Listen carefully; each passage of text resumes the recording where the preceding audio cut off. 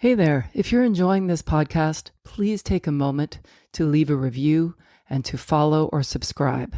Don't forget to share with anybody that you think might be interested. Your support is greatly appreciated.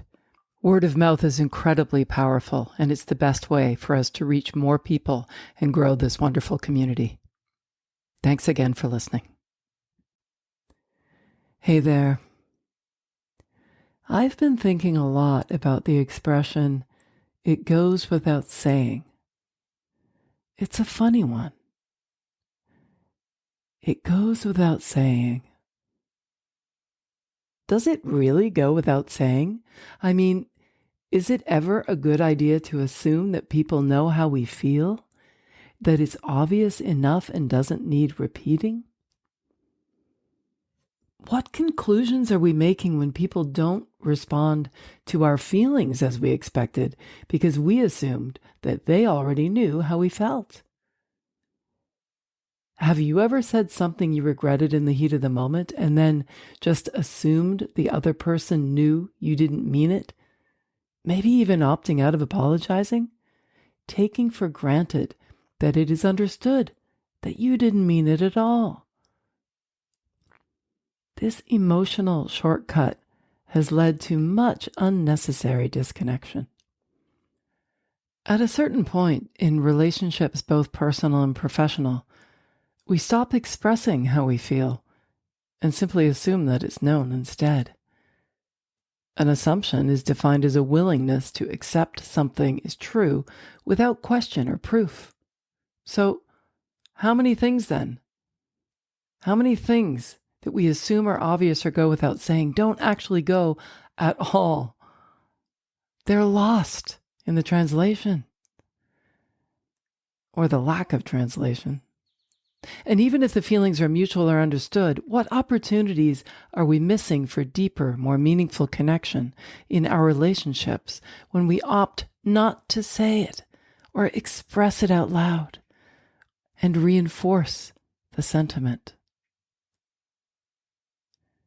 Take a moment to think about the things in your life that you assume or even expect to go without saying. I'll go first. It goes without saying that I love my daughter unconditionally. It goes without saying that I am grateful for my family. And it goes without saying that I'm proud of my friend. But wait a second.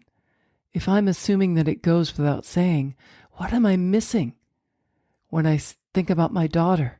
What can I grow and share and expand and increase in our connection by telling her I love you unconditionally? Gratitude for family. Well, I hear it over and over again. People tell me, I'm so grateful for my family. My family means so much to me. But how many of us actually say it to our family? And it goes without saying that I'm proud of you. But does it? You know, my dad recently told me that he was proud of me. He didn't need to say it because it goes without saying, doesn't it? Well, I don't know. I mean, I hope that he's proud of me and I look for signs that he's proud of me. But boy, oh boy, when he told me unequivocally how proud of me he is, you just can't replace that. It does not go without saying. Don't let these things go without saying, my friends.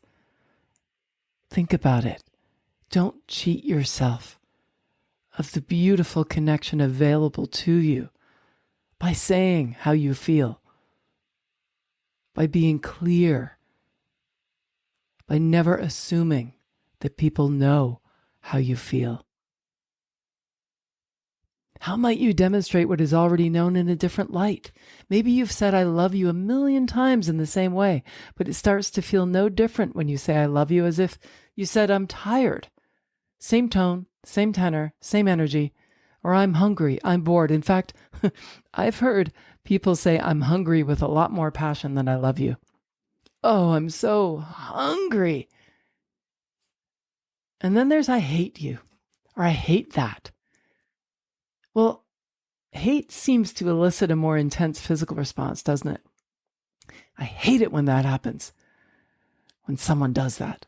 I mean, I can feel it. It's visceral, and it's effective in matching the physical feeling with the sentiment. But when was the last time you actually felt love or a positive feeling, pride, when you expressed it for someone you love or for yourself? That feeling of being proud, it's reciprocal. When you tell someone that you're proud of them, it makes you feel good. If you really feel it, it will come back at you. It's an energetic exchange. And you know what? I have found more connection with people when they say to me, I appreciate you, than I love you. It's said so often. I love you starts to lose its power, especially when it's not felt, or especially when it's assumed that it goes without saying. What if your partner, who always says I love you at the end of a phone call or always kisses you goodnight and says I love you, said, I appreciate you instead? What are other ways that we can express how we feel so that it does not go without saying, or that we say it by rote? It goes without saying that I am grateful for you for listening, dear listener. But does it? How would you know that if I did not say it? And it does not go without saying that you are enjoying this. Why not send a message? Why not engage? Why not tell me that you're enjoying this? That's my challenge to you, not because I want you to reach out and listen to the podcast, tell me how great it is, but to practice not assuming that it goes without saying. I promise you, my friends, that by saying that you like somebody, by saying that you were impressed by something, by saying that you feel a certain way, in all aspects of your life, with those you love, with those that maybe you feel for granted without realizing it, and for goodness sake, for yourself, it does not go without saying. I'm Lisa Hopkins. Thanks so much for listening. Stay safe and healthy, everyone. And remember to live in the moment. If you enjoyed this episode, I invite you to dive deeper into cultivating a life of creative possibilities with my new book, The Places Where There Are Spaces. It's filled with personal stories and insights to help you embrace living in the moment. You can grab your copy by following the link in the show notes or wherever books are sold. Let's keep the conversation going and growing.